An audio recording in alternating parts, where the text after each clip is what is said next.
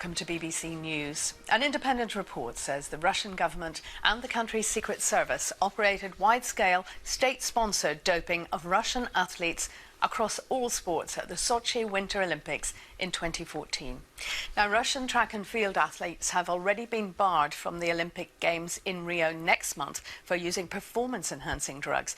But these latest findings by the World Anti-Doping Agency could lead to calls for all Russian competitors to be banned from Rio. The investigation's conclusions were unveiled in the last hour by the report's lead author, Richard McLaren.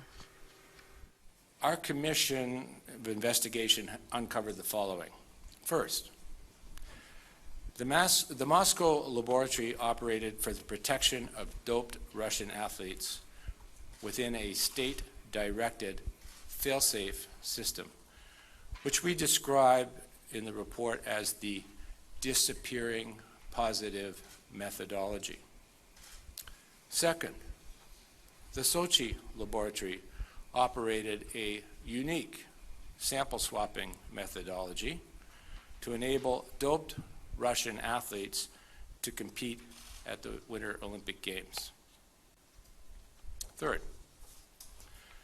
the Russian Ministry of Sport directed, controlled, and oversaw the manipulation of athletes' analytical results, or sample swapping, and the active participation and assistance of the FSB, CSB, and both Moscow and Sochi laboratories. For those of you who may not know, the FSB is the Russian Federal Security Service, formerly known as the KGB, and the CSP is the Center of Sports Preparation of National Teams of Russia.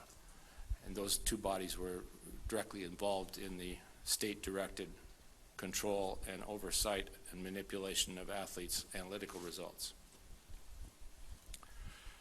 I also want to emphasize from those three key findings that Russian athletes competing in a wide range of disciplines were involved. This is not just about what we in North America call track and field and others call athletics. It covers many sports. And that was Richard McLaren there, the report's lead author. Now, earlier, our sports news correspondent Richard Conway explained how the report could create problems for Russian sport and also the International Olympic Committee. Well, what Richard McLaren, the Canadian law professor who has gone through this report, he talked about he was unwaveringly confident that the Ministry of Sport in Russia directed, controlled and oversaw the manipulation of doping test samples. Now, that was from the Sochi Winter Olympics in 2014, but what he's uncovered as well is that there are around 600 positive tests that stretch across 30 different sports from both the Winter and Summer Olympic disciplines. So a huge problem for Russian sport, a huge problem now for the various governing bodies and, of course, the International Olympic Committee on what to do about Russian competitors, especially with the Rio Olympics just weeks away. Is it likely then that Russia will be banned from the Olympics in Rio? I think what we'll hear in the coming days from the IOC is a retread of the argument they had over athletics, over track and field competitors. Of course, they are banned by the IAAF, Athletics World Governing Body, from competing in Rio. The IOC, when it looked at that decision, when it had to make a decision and come to a conclusion on that, talked about the balance between individual rights on one hand and collective responsibility on the other. Is it right that all athletes, even the clean ones, should be punished because of the actions of the state? Now, there are those in the IAAF amongst them who said, yes, that's absolutely the case in terms of getting confidence to clean athletes, confidence to sponsors, to fans, that sport is clean, they shouldn't be there. I think we're going to see the same argument again over this, but of course, it's not just athletics this time, it's all sports. Should Russia be there at the Rio Games? That is the question that the IOC now has to wrestle with and come back with answers on. And also the question now, I suppose, in anti-doping worldwide, the system obviously doesn't work because it can be tampered with. Well, this is it. I mean, you know, when you look at doping, it has been around as long as one person has tried to race against another, as long as one person has tried to throw further than another. There's always been people who are ready to manipulate and cheat against the system. And what we're talking about here is the efficacy of the systems now, when very complicated, very orchestrated and complex systems are in place to try and avoid and evade those who try to catch. That system in general, I think, is now under severe review. We've heard from leading figures in UK and anti-doping over the past 24 hours, who said actually we need to have a wholesale review of how we tackle this, because this isn't, and as the authors of this report and previous reports have said, this isn't just a Russian problem. This extends undoubtedly to other countries. It is a problem for all of sport, not just a single issue for Russia.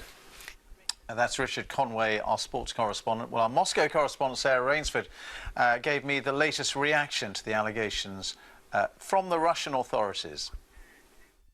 We've spoken to the Sports Ministry. They have no formal comment as yet. There's a couple of lines coming out for now. One is from the head of the Russian Olympic Committee, who's simply said that he's pleased that the Wada report makes no recommendations to the International Olympic Committee as such. So that is, of course, talking about the fact that Russia is concerned that there could be even broader sanctions against its sports people who are hoping to go to Rio, so that not just athletics, sports, track and field athletes might be banned, but that this might mean a far more wide-ranging ban. So he's suggesting that it's good that at least so far there's no talk of that. But of course, it's perhaps early days to say that. Other than that, it's a reaction from athletes themselves. Certainly, I've seen one reaction from the very well-known medal-winning figure skater here, Yevgeny Plushenko, who has said he's never used doping. He's always competed honestly. He's talked about athletes being the hostages of politics and claiming that all of this is political, a line which we often hear here in Moscow when Russian officials talk about these doping allegations. In fact, this figure skater said that this was all organised by those who compete with Russia. Those are the countries behind it, and they did it. He said they ought to bury their envy and their spite. So a very strong statement from a very well-known figure skater here in Russia, but very limited official reaction.